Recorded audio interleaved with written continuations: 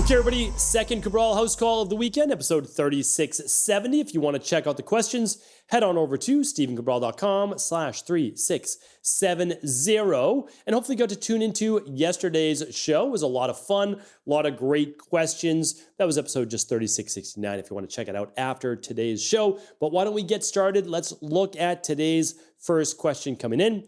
Just to open up the document my team puts together. They really do such a great job of taking all the questions from stephencabral.com/askcabral, putting them in the order that they came in, which today we are focused on January 16th questions. So today is what? It is February 22nd. So it looks like we're not too far behind, about 5 weeks behind. That's not too bad. We're usually somewhere around 4 to 6 weeks. So just remember, if you write in at stephencabral.com/askcabral, probably just about 4 to 6 weeks to get your question answered, but hopefully you're tuning in on a weekly basis. All right, let's dive into Patty's question, who is first up. Again, no medical advice, no medical treatment plans, no medical cures, no medical diagnosis, but you know that, of course.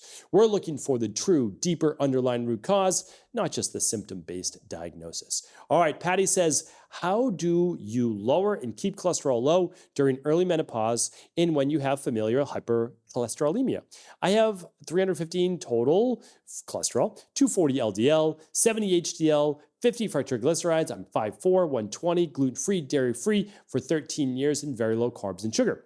Never taken statins because they make, let me read that again. My apologies, Patty. Never taken statins because they make my joints hurt, but had high cholesterol for years, but 300 was my highest.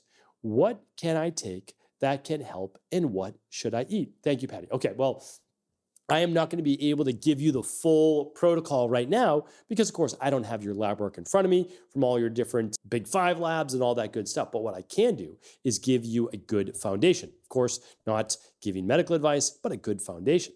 So anytime someone has higher levels of cholesterol, I want to run a few other labs, and you can run this, Patty, with your doctor next time or even on your own. I want to run their ApoE-B. So ApoE-B, I'm going to look at that, or ApoB, I should say.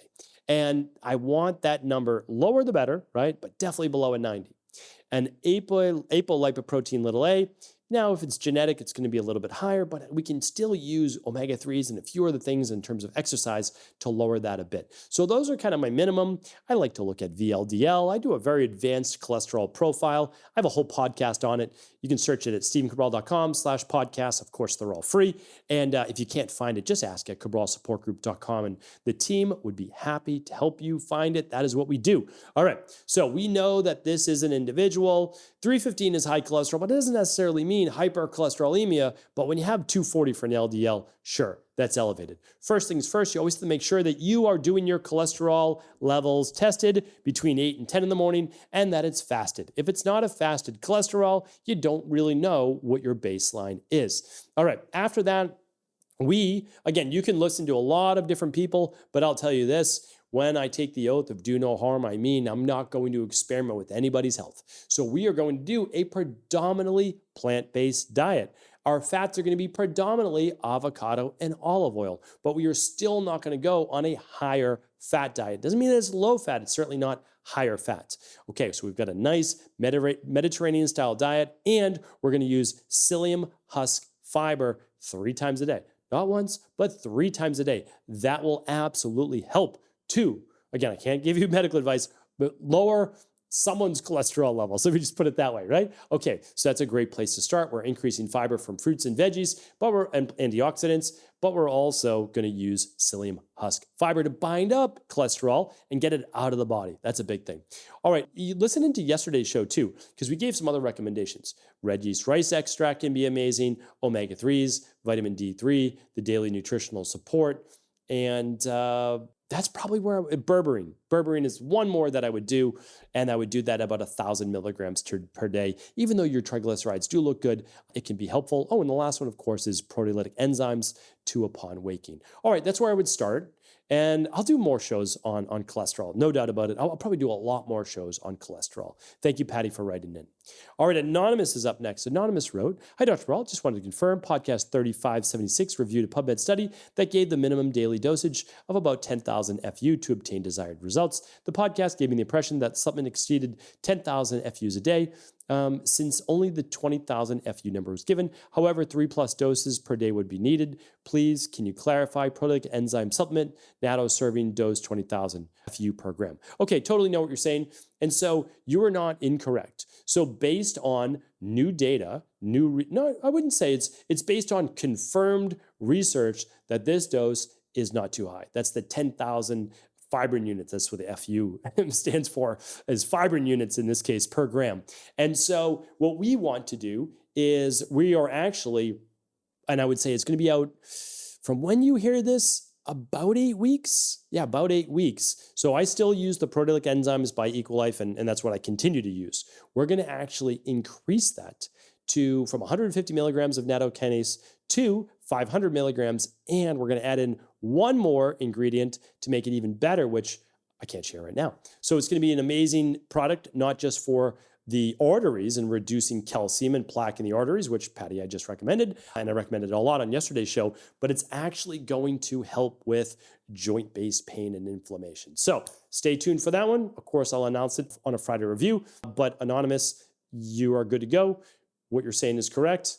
And we're gonna increase our dosage. And most functional medicine companies, I don't know if most functional medicine companies will, but I think that that's the right dosage to go with for most people now, which is the 10,000 fibrin units per day. All right.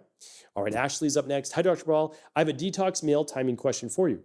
When I did my last set of the Big 5 labs, my health coach told me that it would be okay for me to eat at 8 a.m. and 3 p.m. instead of 11:30 and 6:30, as I feel much better when I'm fueling my body in the morning. When I don't, I feel ravenous in the evening. However, the admin in the Facebook group disagreed and said I shouldn't do that. Can you please clarify and let me know how big of a difference it makes to eat later instead of earlier? I feel like if I'm eating earlier in the day, it helps me actually stick to the foods I'm supposed to. And I'm still fasting for the same length of time. Would it be okay? If it's a bigger deal and I realize, will you please explain the reasoning? Thank you so much." No. So here's the thing. When you work with an integrative health practitioner or an Equilife health coach, which they're all integrative health practitioners, always take your health coach's advice. They're the one who read your labs. They're the one who listened to your story. They're the one who gave you the plan. Absolutely. Now, again, an admin in our groups, they have lots of knowledge. And I didn't see the comment, so I don't even know if it was misinterpreted or whatever it might be. So here's the thing. Your health coach, who absolutely is qualified, gave you a recommendation, as they work with you, take the recommendation. I'm a way bigger proponent of eating at 8 a.m. or 8:30 a.m. and 3:30 p.m. if you're only doing 2 meals. I like 3 meals a day, but if you're only doing 2, 8:30 and 3 or 8 and 3 is way better than 11:30 and 6.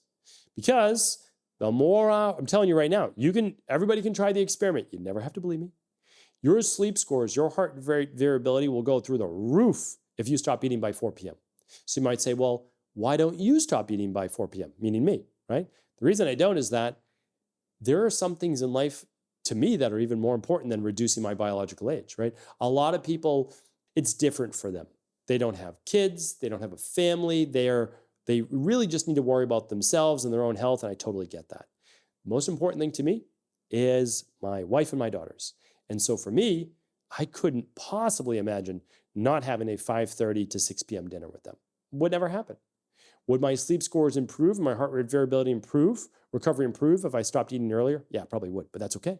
Because I'm still healthy, I feel great, I have good energy, life is good, and I'm not willing to sacrifice that. But no, earlier the better. Okay. Tommy's up next. "Hi, Dr. C. I'm an IHP who's come a long way with healing, but I feel stuck for the remainder. I've attempted a detox only once in my life. After the 4th day, I was so wiped out that I couldn't even really work. I also have got high heavy metals, but the protocol causes me histamine-based reactions, even at a lower dose, that I just can't seem to get through. I feel stuck. I play for a soccer team, but even training is too hard on my nervous system, and it leaves me wired. Maybe you should just try gentler detox like a sauna and castor oil packs, but I'm not sure it will be enough. And the sauna may just deplete me further. I've suffered so much with health, and I'm in a better place, but still so much work left to do. I'm happy to help Tommy." So here's what we need to do. It's all about what the body can handle, before that rain barrel overflows. And that means even good things, right, can be too stressful in the body. So the hermetic stressors of a functional medicine detox were too much for you. By week or day 4, it was too much. Totally get it. Okay. Here's what we can do, and we recommend it for everyone 70 years and older. And that is, or even anybody like who's just not feeling that strong. You start with days 3 through 7. That means shake, plant-based lunch, shake, these are detox shakes, of course, and then paleo-style dinner. That's what I recommend instead of any of the fasting. That's it. So you do a detox, doing that, and then we absolutely do recommend sauna. And you might say, but it might deplete you further. Totally get it. But all you need to do is do what works for you. And that might be 10 minutes. Nothing wrong with doing a 10-minute sauna. When I had my in-person practice in Boston, we had people come in and just do it for 10 minutes. Might have seemed like a waste. We said, no. What we're going to do is you want less than 30 minutes in that sauna? No problem. We're just going to double. We're going to double the amount of sessions we give you because it's not about the money. It's about helping you get well. And so that's it. You just literally go in for 10 minutes and it worked for them. Like that's literally what we need to do. And then in terms of training, you literally can only do what your nervous system will allow you to do. But think about it. It's all about the equation energy in versus energy out. If you're always giving energy out, too hot a sauna, working out, too much fasting, all the things is just too much on the nervous system. So your nervous system needs to feel safe. Okay. So what is one thing that you could do with the heavy metals? Well, you could start with even just one product. You could literally use a biofilm disruptor like Florafilm and just take one capsule upon waking, or just 30 minutes, 40 minutes before food. And that might be just a start for you. So all we can do is what we can do. And we need to do everything we can with what we have to the degree we're able to. And we just keep pushing forward. I relapsed more times than I care to even think about, but here's what I did. I learned from every single time and I said, okay, every time I do a new workout, I'm not going to do 3 or 4 sets. I'm going to literally do 1 set. It seems like nothing. I totally agree. Here's what I do for my own mindset. I say, this is an unloading week. So every 6 weeks, I do an unloading week. It's super easy, but then I just do the PMF afterwards. I might go for a little bit more of a walk. I do some red light. I enjoy it, right? And then the next week, I can do 2 sets. Good. How does it feel? Am I sore at all? Am I too worn out? No issues. Great. Then the next week I can go up. So it's like you just allow your body to adjust. And if it's a more stressful time, that means you might have to sometimes go down a little bit, but it's okay because it's all about balance. It's all about dynamic equilibrium in the body, and we are not static beings. You got this, Tommy.